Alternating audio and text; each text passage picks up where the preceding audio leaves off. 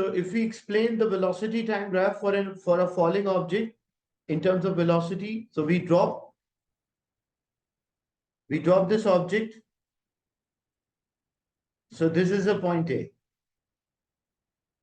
So this is point A where we drop an object and it has a initial velocity of 0 meters per second. And it is going downward. So example, if we took the downward directions as negative, so the upward directions will be positive. So downward velocity we consider negative, so upward velocity will be positive. So an object is dropped from certain height, so in the beginning it does not have any velocity, so initial velocity is 0. As the object is moving downward, it will have, if without air resistance, it will have the acceleration due to gravity. So what about the, well, B is the velocity just before it hits. So example, B is the velocity of 3 meters per second, example. But what we'll say, we'll not say it is 3, we'll say it is -3. Why we are saying it is -3? Because it is going downward. So it is a downward displacement. That's why we consider that as negative. Now, so this is a position B where it has a -3 meters per second.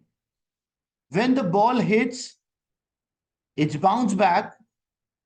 If example we consider, if there is no loss of energy, practically yes, it will lose some energy during an impact. But if we consider if there is no loss of energy, so if there is no loss of energy, what will be the speed here?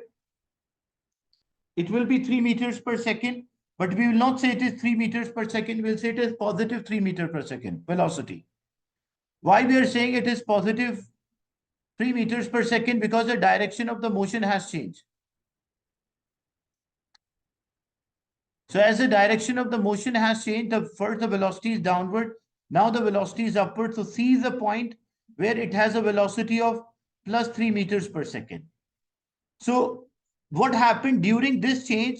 In this one, the direction changes. So means the velocity will change from -3 to -2 to -1 to 0 to 1, then to 2, and then to 3. So that's why, as you can see here, velocity will change from -3 to -2, -1, 0, +1, +2, and until it reaches 3 meters per second. Is it clear? The first bounce? Yes. Now, as the ball rise, and we are considering if there is no loss of energy, but yes, there will be loss of energy during an impact. But what if there is no loss of energy? So as the ball rises, practically it won't rise to the same height, but what if it rises to the same height if there is no loss of energy? So what is the speed at the maximum height? The speed at the maximum height will be 0. So this is from C to D, the speed will be 0 meters per second. Velocity, I mean, not speed, velocity. Then, so this is point D. Then from point D to point E, it's coming down. So as it is coming down, the velocity will be negative. And eventually it reaches point E. So when it reaches point E, what will happen to the velocity?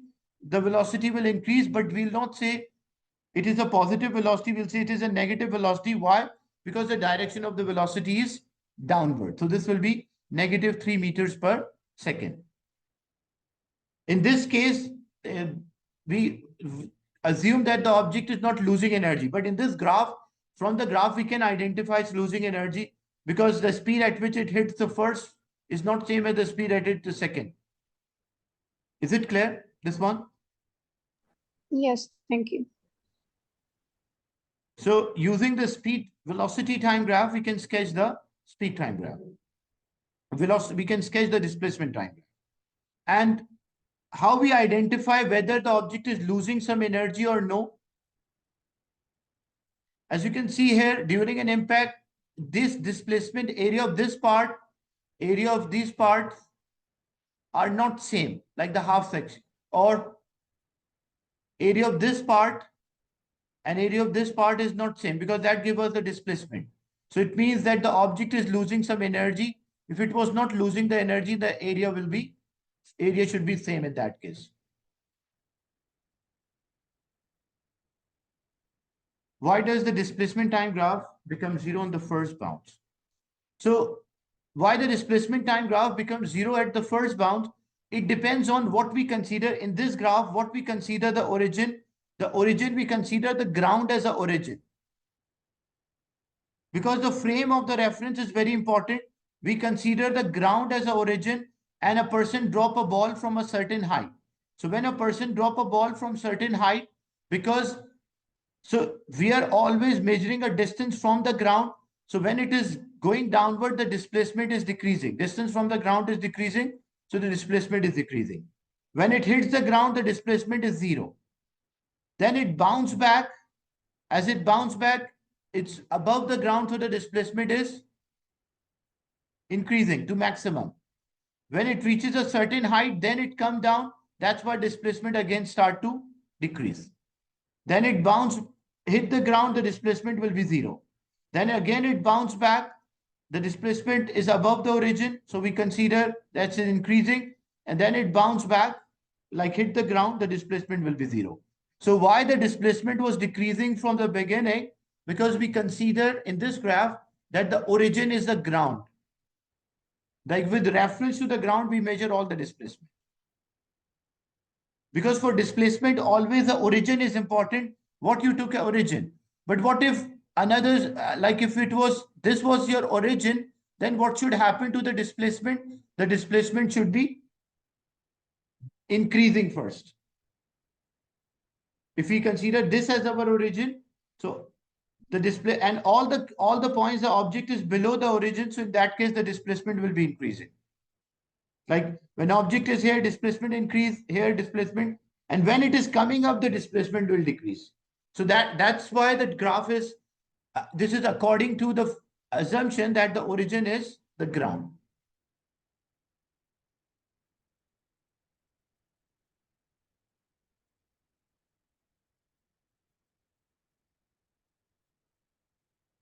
Now, if the displacement, all the cases in the previous example, the displacement will be in the one direction. As for example, if I drop an object,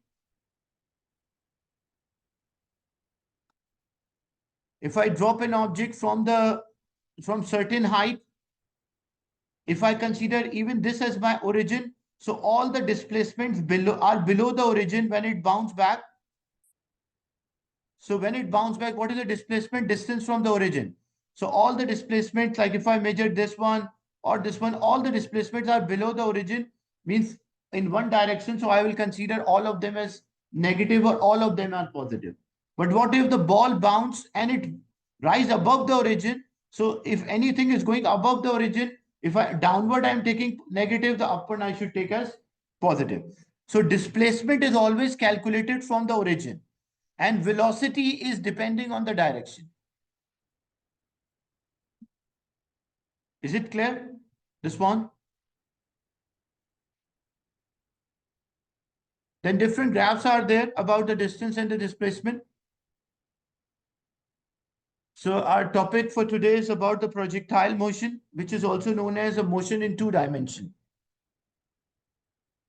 The motion in the two dimension or the projectile motion, example, there's an object.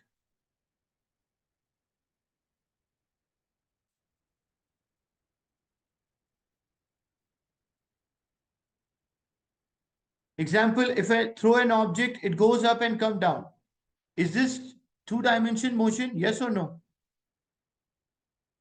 Is this a two-dimension motion?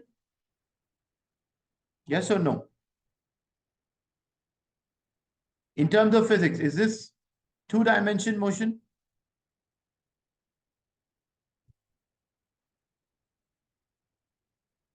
The correct answer is no, it's not a two-dimension. Why? In physics, dimension refers to the specific space. So we have three dimensions, like if this is a x dimension, this is a y dimension, and this is z dimension. These are the three dimensions. Because when this object was moving, it goes up and then it come down. So this object only uses the y-axis. That's why it is only one dimension. Dimension, there is a difference between a dimension and a direction. Dimension refers to the space, and direction refers to at a certain way you are moving, that is a direction. So there's a big difference between a dimension and the direction. So this is x dimension or y dimension in this case. If I say an object is moving towards right and then return back, is this two dimension? Yes or no? Is this two dimension? No. No. Why it is not two dimension? Because object remain on the same plane, the object remain on the same face. That's why it does not, this is not called two dimension. But what if so this is a one dimension motion, this is also one dimension motion. Directions can be two, but the dimension is only one. But what if I throw an object like this and it follow a trajectory, the path in this manner? This motion is actually known as two-dimension motion. Why we call two-dimension motion? As you can see here, this object is moving towards right and this object is moving upward as well. This object is moving down and it is moving towards right as well. So this parabolic path is refers to a motion in two dimension. So two dimension means like we use both x and y, both axes if we are using, we call that as a two-dimension motion. And for the two-dimension motion, we simplify this by assuming two things. If it is related to z, if it is x, y, x, z, y, z, two dimension. But if it is related to three dimension, it will move, like example, object is moving in this way and it is going in and out as well. Then it will be the 3D motion. But in the projectile, we'll only discuss two-dimension motion. So when we have a two-dimension motion, we assume two things. Number one, no air resistance. And number two, the acceleration is due to gravity in a vertical plane, which is 9.8 meters per second square. So it means every second the speed will change, velocity will change by 9.8. So if I launch an object at a certain velocity and it is making certain angle theta, the velocity is u. So this velocity will have the two components. One is a horizontal component, another one will be the vertical component.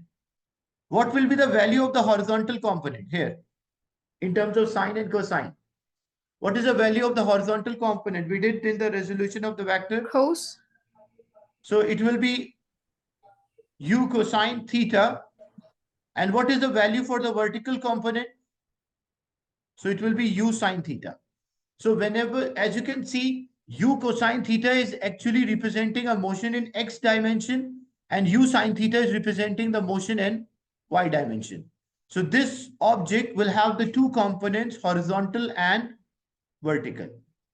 Now, if I say the trajectory followed by this object, the path which is followed by this object, this is the trajectory or the path it followed.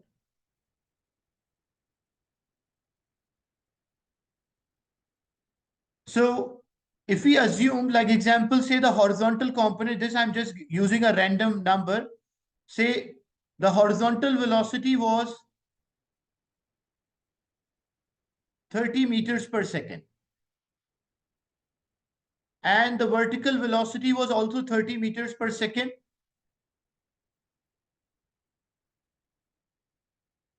So both horizontal and the vertical velocities have the same values, example 30 and 30. Now, because we assume that there is no air resistance opposing the motion. So as a result, there is no air resistance opposing the motion. So what will happen to the horizontal component? The horizontal component does not change throughout the motion. At all the points, the horizontal component remain 30. If I take any point of the motion, horizontal component will be 30. It won't change. So what is, if I say what is a horizontal component? 30 meters per second, 30 meters per second, 30 meters per second, 30 meters per second, and 30 meters per second. Why the horizontal component is not changing? Because we said that there is no air to oppose the motion. So in no air resistance to oppose, so no acceleration. If no acceleration, it would not change. But what about the vertical component? The vertical component, there is an acceleration, and that acceleration will be equals to, due to gravity, 9.8 meters per second square. Means every second the speed will change by 9.8. For the explanation, I'm taking as 10. Just to explain the idea, I will take as acceleration as 10 meter per second square. So when it is going up, what will happen to the vertical velocity? Like first it was 30. Because it's going up, it will decelerate. It's moving against the gravity. So next, what will the vertical velocity? The vertical velocity will be 20. Why? Because every second the vertical velocity, the horizontal does not change at all. Because there is no force which opposes the motion of the horizontal. But the vertical one is moving against the gravity. The vertical component will have the acceleration. And if I say the acceleration or the deceleration is 10, it is 9.8, the exact value, but for explanation, I'm taking as 10. So as the projectile is going upward, how to get the new speed? Just take a difference, because acceleration is v minus u over t. So if I say after 1 second, this will be negative 10. The final velocity we don't know. And the initial velocity was 30 and time is 1. So negative 30, it will be positive 30. So minus 10 plus 30. So what is the final velocity? The final velocity will be 20. That's why for every second, the velocity will, the vertical component of the velocity will change by 10. In reality, 9.8, but for explanation, I said 10. So after another second, what is the vertical component? 10 meters per second. After another second, what is the vertical component? 0. When it is coming down, what is the vertical component? After 1 second, 10. After 2 seconds, 20. After 3 seconds, it will be 30. So the vertical component of the velocity increase and decrease. When it is going up, it is decelerating. When it is coming down, it is accelerating. So when it is going up, it will decrease by 9.8, or you can say 10. And when it is coming down, it will increase by 9.8 or 10. So whenever the projectile is launched from a certain height, the trajectory or the path which the projectile will follow, this will be the trajectory or the path. If I say the horizontal component is 5 meters per second, what will the horizontal component here? 5. So it will be 5. What is the horizontal component at this specific point? At the top? Also 5. Also 5. And at this point, 5. And just before it hits, it will be 5 as well. So what does it mean? It means the horizontal component of the motion does not change at all. And what is our assumption? Remember, we assume there is no air resistance or a drag. What about the vertical component? The vertical component experience the gravitational force which cause a reduction. How much it will reduce? Example, if I launch with a speed of say 19.6 meters per second square, meter per second. So in a vertical is 19.6, and I say the deceleration is 9.8 meter per second square. After 1 second, what will the speed? How much it decrease? It decreased by 9.8. So 19.6 minus 9.8, what is the velocity? It will be 9.8 meters per second. At the maximum height, what is the vertical velocity? 0, because it decreased by 9.8. When it is coming down, it in every second, it will increase by 9.8. And just before it hit, again, it will be 19.6 meters per second. So the two-dimension motion is known as the projectile motion. Is it clear till this point? Anyone having a doubt or a question? No doubt. The concept of the projectile? For projectile motion, we define two things. One is the maximum distance the projectile cover, maximum horizontal distance which the projectile cover. What we call that as a range of the projectile.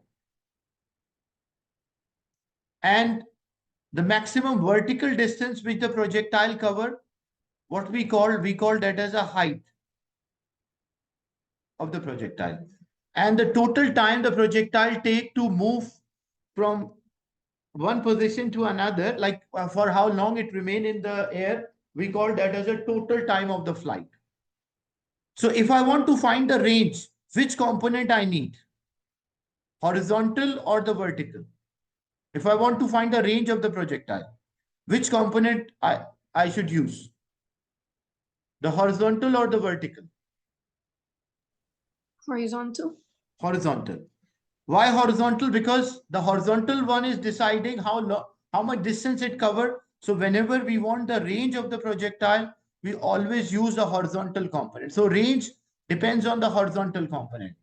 If I want to find what is the maximum height reached by the projectile, what component I should use? Which component? Vertical. So we should use a vertical component. So the vertical component affect the height. But there's a problem that the horizontal and the vertical component, like for example, height is also a distance, which is a vertical distance, and range is also a distance, which is horizontal. But the problem is the horizontal component is not changing, but the vertical component is changing. So whenever, like as you can see, the horizontal component remains same. So whenever we use the horizontal components,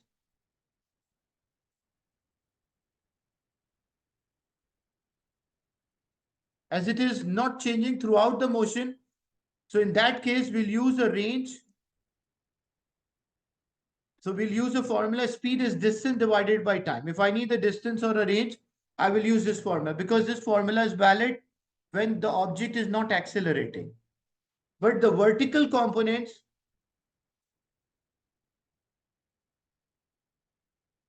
the object is accelerating, it has acceleration due to gravity.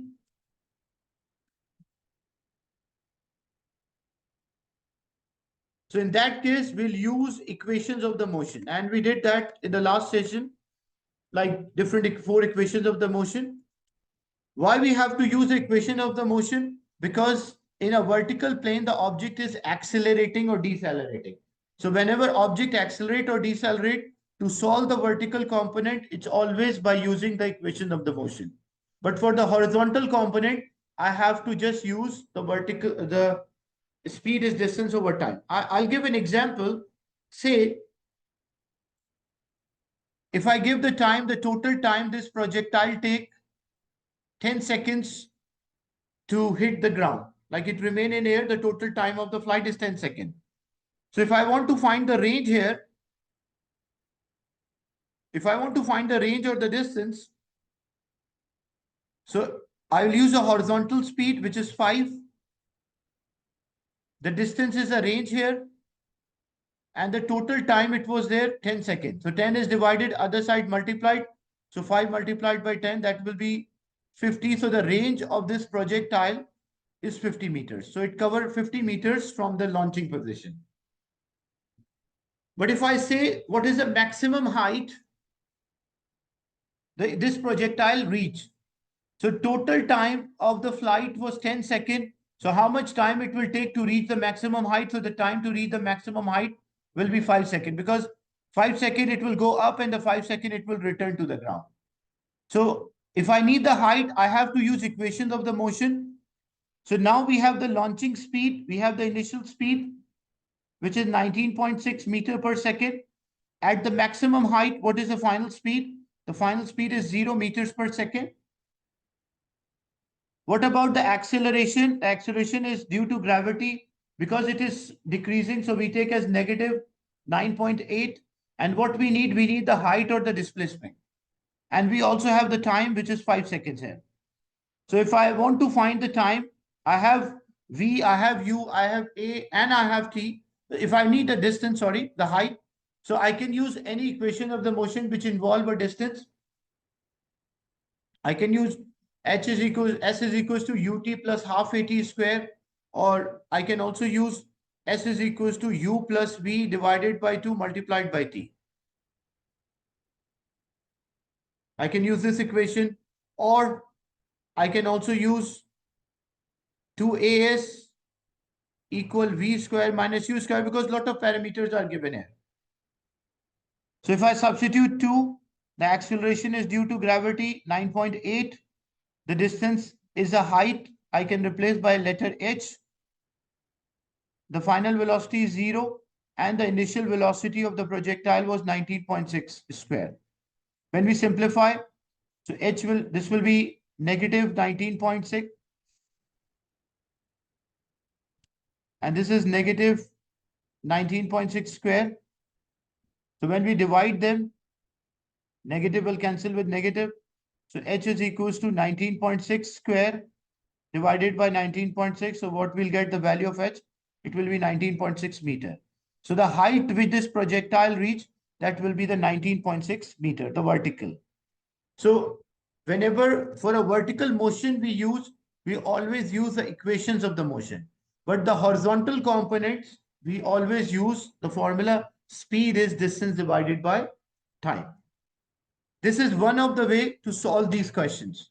Is it clear about the projectile till now? Anyone Yes, having sir. a doubt or a question till this point? No. What about others? No, sir. Yes. Okay. But there's also a formula. There are like this is one of the way to solve. I prefer and I also advise student instead of there are direct formulas as well. Like there are direct formulas to know to find the range, to find the height, to find the total time of the flight. Direct formulas are also there. But I advise student to instead of learning the direct formulas, solve in terms of understanding the question, use a horizontal and vertical. But what are the formulas? As we can also solve the projectile question by direct formula. So we'll just derive the formula. So the formulas of the projectile.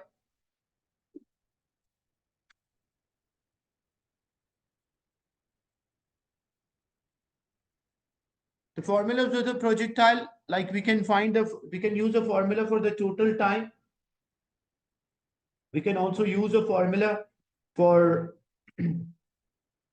like example, if you want to find the total time of the projectile, the formula.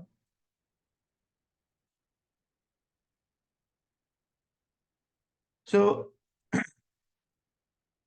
total time of the flight, see a projectile is there and it is launched with a velocity of u and it is making angle theta. This is a direct formula, like we are deriving a formula, and you can also memorize that formula to solve the questions of the projectile, or you can just understand the motion and use your understanding of the question and solve. Both will give the same results. So example, a projectile is launched with a velocity u. So it will have two components. One will be, so it's launched with a velocity u. So this will be u cosine theta, and this will be u sine theta. Now, if I want to derive an expression, the formula for the total time of the flight, example, or the first maximum height, and then from maximum height, we can derive the total time. Because even for total time, I have to derive for the maximum height.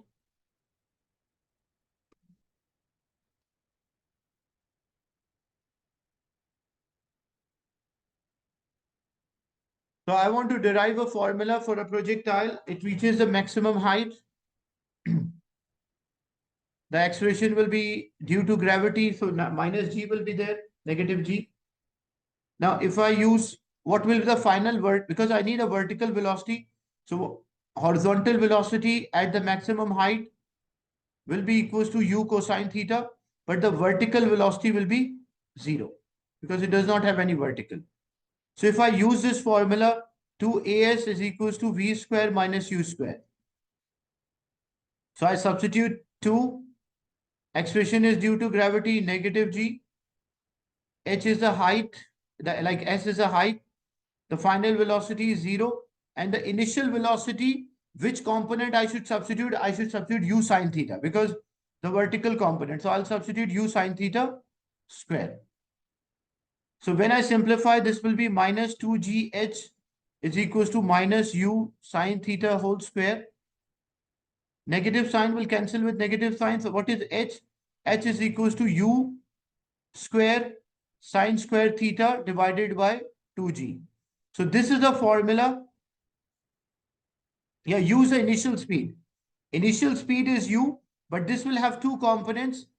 The vertical, which will be u sine theta, and the horizontal will be u cosine theta. So this is the formula. This is the formula. If I need the maximum height, I can use this formula and I will get the maximum height, which is, if I know the initial speed, I know the launching angle, I can directly use. No, there is a difference. There is a difference between, remember one thing, there is a big difference between sine theta whole square. This is how we write. No, no, not angle square. Like, don't do like this. For example, if it is written sine 30 square. So we don't write like this. We don't write like sine square and 30 square. That is wrong because you don't have to do a angle. What you have to do, that's why when we write sine square theta. We don't write sine theta and theta also square. Either you put a bracket on that or put a sine square then theta. Angle should not be square. Only what we do, we work out the value of the angle and then square that value. Like example, what is the value of sine 13 degrees? It will be 0.5, I think. Yeah, it is a square for the whole. So sine 30 is 0.5. So if it is written sine 30 square, so what I have to do after taking sine 30 and then I have to square a number. So it cannot be, if you do like this, like sine 30 and then put a square here, it means you have to do a 30 square and then take a sine theta. So that make a big difference to the value. That's why whenever you want to write a sine theta whole square, so if you put this, don't put a theta on. Why can't we use?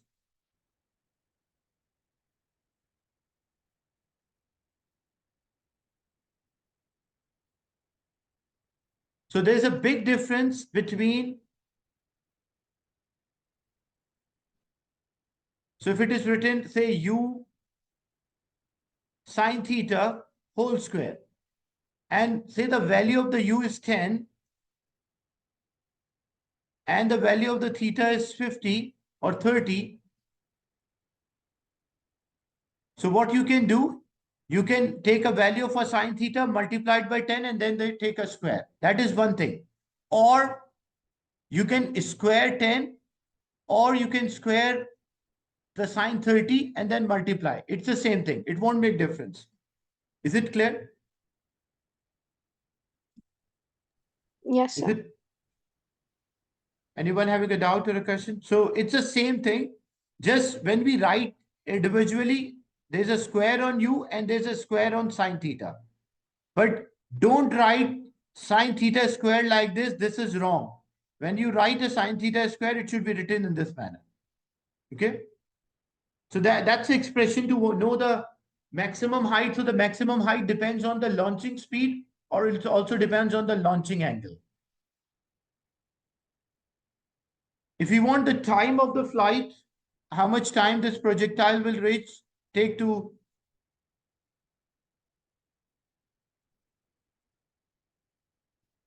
like how much time the projectile will remain in air, the total time of the flight. So we can use this formula. First, we find the time to reach the maximum height or total time of the flight, like going and coming down. So what is the displacement here when it is going up and coming down? So the vertical displacement will be 0. So if I use a formula, S is equals to ut plus half at square. We launch a projectile with velocity u, which is making angle theta, and it returned back. So the vertical displacement will be 0. It's going up and then coming down. So the vertical initial velocity will be u sine theta. And what about the time, which is the total time of the flight, which is t plus half. Again, the full motion acceleration will be negative g. So we put negative g and then t square. Now we simplify this. So u is equals to u sine theta t minus half gt square. This u sine theta, this half gt square will move other side. So it will be half gt square is equals to u sine theta t. When we simplify, this t will cancel with the square. So t is equals to u sine theta, or this 2 is divided, other side multiplied, to 2u sine theta divided by g. So 2u sine theta divided by g, that is a formula if we want the total time of the flight. Why acceleration is negative? If you remember, if we consider the full motion, object is going up and coming down because the direction of the acceleration. So in that case, the direction of the acceleration is always downward. So if anything going up is positive, anything coming down is negative. That's why acceleration we took as negative. So when a complete motion is there, so t is equals to 2u sine theta over g. That's the formula if you need the total time of the flight. Why we use sine theta instead of u? Because we are finding the total time of the flight.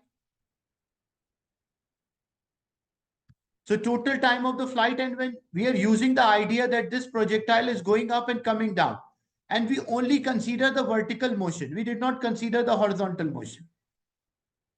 Because the vertical displacement is going up and then coming down, the vertical displacement is 0. So if the vertical display, here we substitute the vertical displacement, that's why we have to substitute the vertical velocity as well. So going up, no, upward direction is positive and the downward direction is negative. Because acceleration is always downward, that's why the acceleration is negative in a full motion.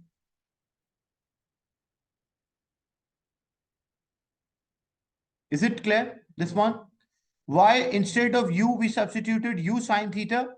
Because the horizontal we consider a vertical component, and in this case, the vertical component is u sine theta. So this is a direct formula we can use to work out the total time of the flight.